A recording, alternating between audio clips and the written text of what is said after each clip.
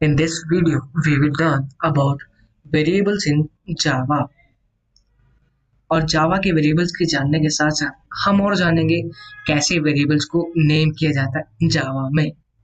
सो let get started. So variable क्या है? Variable किसी भी कंटेनर का नाम है, एक तरीके से शॉर्ट में कहूँ तो, जो कि वैल्यू स्टोर होता है, जो कि कुछ वैल्यू स्टोर करता है। चलो इसको एक एग्जांपल पे समझते हैं। मान लीजिए बॉक्स है और इसमें आपको टॉय स्टोर कराने हैं और वो टॉय किस तरह का है? बॉल है। ठीक है, ये है बस। अब यहाँ पे जो बॉक्स है हमारा डाटा टाइप है और इसमें हम जो स्टोर करना चाहते हैं वो हमारे टॉय, वो एक वेरिएबल है। और जो बॉल है इसमें हम स्टोर करना चाहते हैं वो एक वैल्यू है। जैसे आप देख सकते हैं ये बॉक्स, इसको हम वेरिएबल नेम कहते हैं और इस बॉक्स का नाम हमने दिया है जो, ठीक है, वो है टॉय। वेरिएबल नेम जो चेंज हो सकता है। और इसमें जो हम स्टोर करा रहे हैं बॉल है जो, वो एक वैल्यू है जो हम स्टोर करा रहे हैं। तो कुछ इस तरह दिख रहा है, बॉक्स, डाटा टाइप।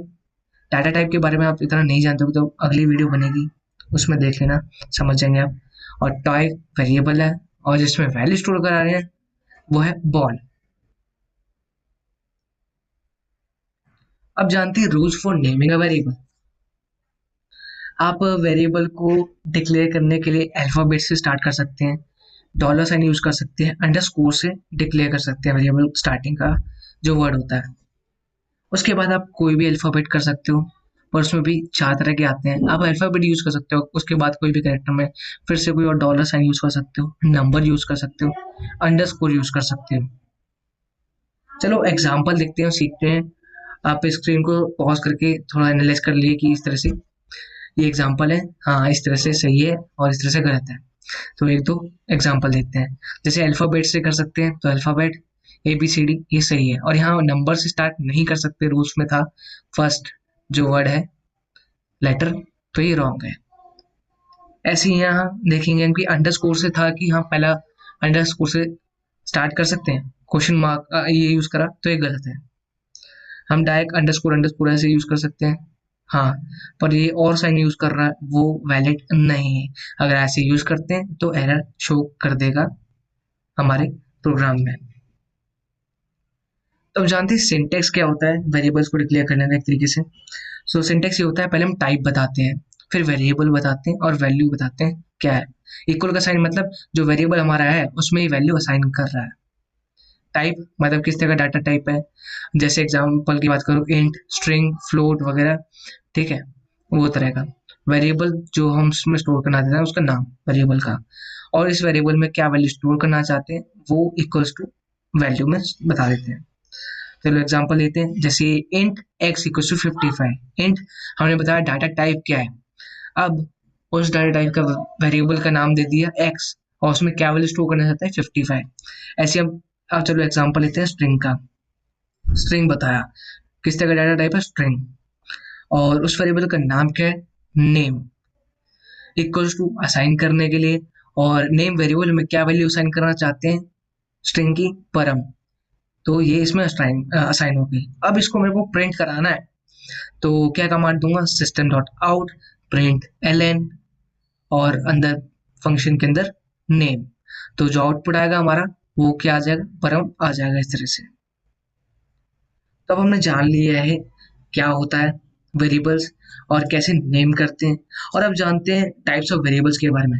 वेरिएबल्स होते हैं तीन तरह के जावा में, local variable, instance variable, static variable. तो तीनों को जानते हैं डिटेल में और प्रैक्टिकली एग्जांपल के साथ। सो लोकल वेरिएबल को समझने के लिए हमने एक एग्जांपल लिया है जहां पे हमने एक फाइल बनाई स्टूडेंट डॉट जावा नाम से। अब उसकी क्लास बन चुकी है पब्लिक क्लास स्टूडेंट्स, अंदर वही मेन फंक्शन क्रिएट हो गया है public static void main function. ये हमारा बेसिक सिंटेक्स। अब इसमें हम क्रिएट करेंगे कोई फंक्शन जो हम चाहते हैं जिससे हम समझ सके लोकल वेरिएबल के बारे में। तो ये हमने एक फंक्शन क्रिएट कर लिया पब्लिक क्लास स्टूडेंट के अंदर, पब्लिक वॉइड एज,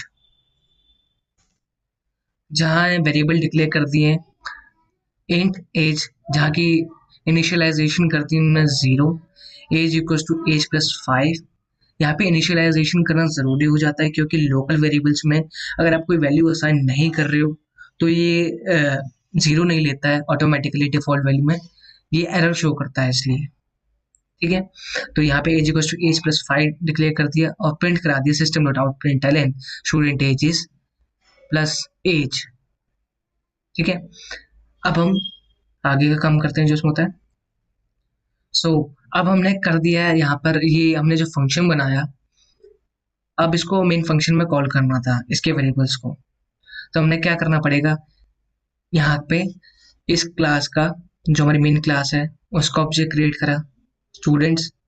अब और स्टूडेंट क्लास के अंदर जो ऑब्जेक्ट है उसको कॉल करना, सॉरी, जो स्टूडेंट क्लास है उसके अंदर फंक्शन है एज, उसको कॉल करना है।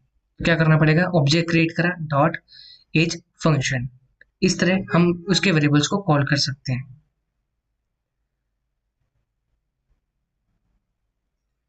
तो इस तरह से हम लोकल वेरिएबल्स को डिक्लेयर करते हैं। ये जो फंक्शन है इसके अंदर जो वेरिएबल डिक्लेयर है उनको हम इस फंक्शन के लोकल वेरिएबल्स कहते हैं।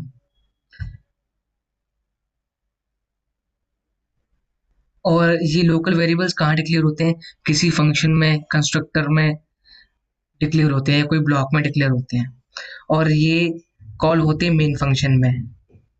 अब यहाँ पे मैंने कॉल कर दिया इन फंक्शन को, इनमें जो वैल्यू थी उनको यूज कर लिया। अभी ये फंक्शन में जो भी है ये बाद में डिस्ट्रॉय हो जाता है, यूज होने के बाद जो मेमोरी में स्टोर रखा होता है वो बाद में डिलीट हो जाता है। और ये चीज़ तो आपको बताई दी है कि इनिशियलाइजेशन ज़रूरी होती है किसी वेरिएबल की वैल्यू वगैरह, क्योंकि यहाँ कोई डिफ़ॉल्ट वैल्यू नहीं होती है जिसकी वजह से एरर शो कर देता है। तो ये चीज़ समझ में आ गई लोकल वेरिएबल में कि लोकल वेरिएबल कहाँ डिक्लेयर होते हैं, किसी फंक्शन, कंस्ट्रक्टर या ब्लॉक में, और उसको मेन फंक्शन में कॉल करते हैं हम। और जो हमारा लोकल वेरिएबल है किसी फंक्शन में डिक्लेयर होने की वजह से अगर हमें कॉल करना है तो कैसे करेंगे, उनको उसके फंक्शन को कॉल के करके करते हैं। ठीक है, तभी कर सकते हैं, वैसे वैसे नॉर्मली नहीं कर सकते। उसके फंक्शन या उसको कॉल करके ही हम एक्सेस कर सकते हैं उनके वेरिएबल्स को। तो अब जानते हैं इसके बाद हम जो नेक्स्ट वेरिएबल्स था हमारा नेक्स्ट वेरिएबल इंस्टेंस वेरिएबल। अब हमने इंस्टेंस वेरिएबल को समझने के लिए एक और एग्जांपल ले लिया जहाँ फाइल बनाएंगे स्टूडेंट और जावा से, और उसके अंदर क्रिएट हो गई जो मेन फाइल होती है हमारी पब्लिक क्लास स्टूडेंट, और उसके अंदर public static void main function, मतलब ये बेसिक सिंटेक्स। और हमने एक और क्लास बनाई है क्लास मार्क्स नाम से। इसमें अब हम क्या करेंगे, वेरिएबल्स को डिक्लेयर करेंगे। आप देख सकते हैं हमने यहाँ वेरिएबल्स डिक्लेयर कर दिए हैं। अब हमारा काम आता है मेन फंक्शन में। चलो मेन फंक्शन में काम करते हैं जो हमें करना है। हमने मेन फंक्शन में क्या करा, अब हमने जो ऊपर वेरिएबल डिक्लेयर करे थे क्लास मार्क्स में, तो यहाँ पर हमने क्लास मार्क्स का ऑब्जेक्ट क्रिएट करा और एक न्यू उसका ऑब्जेक्ट बनाया न्यू मार्क्स फंक्शन का। अब उसमें ऑब्जेक्ट के थ्रू हमने इंग्लिश और मैथ्स वेरिएबल में वैल्यू पास कराई, इंग्लिश में 20, मैथ्स में 50। अब उनको प्रिंट कराने के लिए तो हमने command the system dot out print L marks for first object, हमने पहला ऑब्जेक्ट बनाया इसलिए, और दूसरा उसमें प्रिंट कराया इंग्लिश के मार्क्स फिर मैथ्स के। अब सिमिलरली हमने एक और ऑब्जेक्ट क्रिएट करा क्लास मार्क्स का, सेम तरीके से new marks function object dot English के मार्क्स 40, यहाँ पे 80, और मार्क्स फॉर सेकंड ऑब्जेक्ट इस तरह प्रिंट करा। तो देखते हैं किस तरह आ रहा हमारा। तो आप देख सकते हैं marks for first object is 20, 50, marks for second object is 40, 80। तो कुछ इस तरह से डिक्लेयर करते हैं हमारे यहाँ पर इंस्टेंस वेरिएबल्स।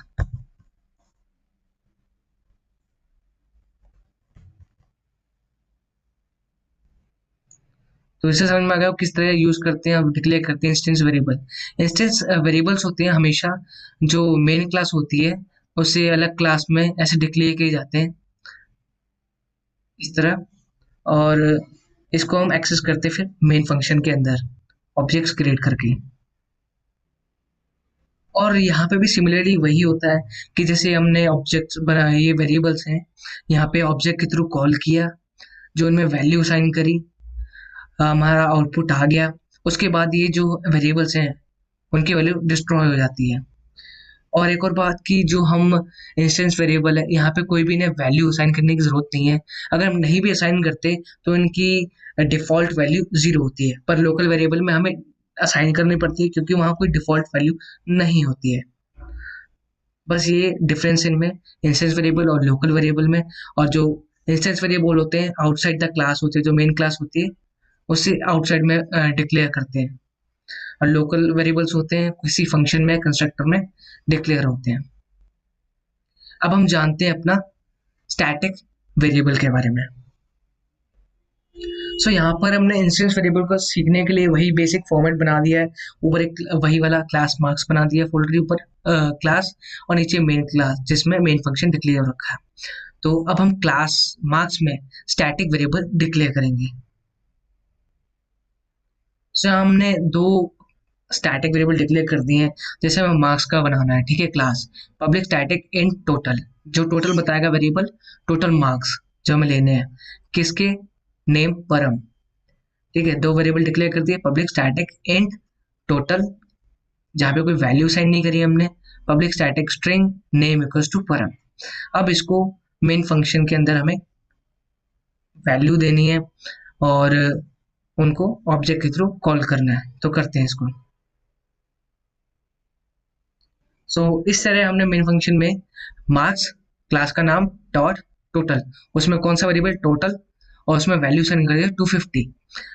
और फिर हमने प्रिंट कराया system dot out println marks class name dot उसका वेरिएबल नेम, यहाँ पे उसके बाद उसके मार्क्स हैं एस आर करके, प्लस मार्क्स क्लास का जो वेरिएबल है टोटल, वो प्रिंट करना है। हम यहाँ पे इस तरह से लिखा है कि मतलब जो परम के मार्क्स हैं, परम्स मार्क्स आर 250, इस तरह लिखा है। तो ये इस तरह प्रिंट करेगा। तो देखते हैं एक बार। इस तरह लिखा रहा है परम्स मार्क्स आर 250। इस तरह इंस्टेंस वेरिएबल को डिक्लेयर करते हैं, इंस्टेंस नहीं, स्टैटिक वेरिएबल्स को। अब आप कहेंगे स्टैटिक वेरिएबल्स और इंस्टेंस वेरिएबल कुछ सिमिलर वे में नहीं डिक्लेयर कर रहे हैं। जी हाँ, बिल्कुल कर रहे हैं। वहां पे भी आउटसाइड द क्लास होता है, वहां पे डिक्लेयर कर रहे हैं, यहाँ पे भी वही कर रहे हैं। डिफरेंस क्या है, यहाँ पे एक स्टैटिक वर्ड आ रहा है जो भी हम वेरिएबल डिक्लेयर कर रहे हैं, और वहां पे ऐसा कोई स्टैटिक वेरिएबल के साथ नहीं अटैच होता। और यहाँ पे हम जो वैल्यू साइन कर दे रहे हैं वो अगर नहीं भी डिक्लेयर कर, जैसे इंस्टेंस में होता था, यहाँ पे वैसे ही है, डिक्लेयर करने की जरूरत नहीं है। अगर नहीं डिक्लेयर कर रहे तो डिफॉल्ट वैल्यू 0 आती है। तो डिफरेंस क्या क्या है वो एक बार सीखते हैं। डिफरेंस ये है कि इंस्टेंस वेरिएबल में स्टैटिक नहीं होता था किसी भी वेरिएबल के साथ, पर स्टैटिक वेरिएबल में स्टैटिक यूज होता है। वहाँ हमें इंस्टेंस वेरिएबल में क्लास का ऑब्जेक्ट क्रिएट करना पड़ता था, फिर उसके वेरिएबल्स को एक्सेस कर पाते। पर यहाँ पे स्टैटिक है जिस वेरिएबल के साथ, तो हमें उस क्लास के वेरिएबल को एक्सेस करने के लिए उसका ऑब्जेक्ट क्रिएट करने की जरूरत नहीं है, डायरेक्टली हम उसके क्लास के थ्रू वेरिएबल डाल के एक्सेस कर पा रहे हैं। और एक और चीज होती है इंस्टेंस वेरिएबल में, क्या होता था कि अगर हम जो भी ऑब्जेक्ट है उसको कॉल कर रहे हैं तो उसकी मल्टीपल कॉपीज बन सकती थी। जैसे हमने ऑब्जेक्ट 1 क्रिएट करा था और वैल्यू सेंड करी थी, तो उसका आउटपुट अलग आ रहा था, मतलब अलग कॉपी बनी। जब उसी ऑब्जेक्ट का हमने दूसरा मतलब सेम वेरिएबल का दूसरा ऑब्जेक्ट बनाया तो अलग वैल्यू आ रही थी, पर यहाँ पर एक ही कॉपी बनती है। जैसे मार्क्स टोटल 250 दे दिया मैंने, ये वैल्यू यहाँ पे रहेगी। अब मैं इसको बार बार दोबारा कॉल करता हूँ, एडिशन करता हूँ, कैलकुलेशन करता हूँ, तो वैल्यू उसमें प्लस होकर फिर दिखाएगा ऐसा, और वहां पे क्या अलग वैल्यू ले लेता है। यही डिफरेंस है, बस यही डिफरेंस है स्टैटिक में इंस्टेंस में, और बाकी सिमिलर से ही होता है। और यहाँ पे ये होता है कि अगर जो वैल्यू, जैसे इंस्टेंस में होता था जो हमने वैल्यू ली है ऑब्जेक्ट के थ्रू यूज कर ली है, उसके बाद डिस्ट्रॉय हो जाती थी वैल्यू। पर इंस्टेंस में क्या हो रहा है, एक कॉपी बनी है वो स्टोर रहती है अगर दोबारा उसको कॉल कर रहे हो दूसरे ऑब्जेक्ट के थ्रू, पर वहां पे दूसरी कॉपी बन जाती है।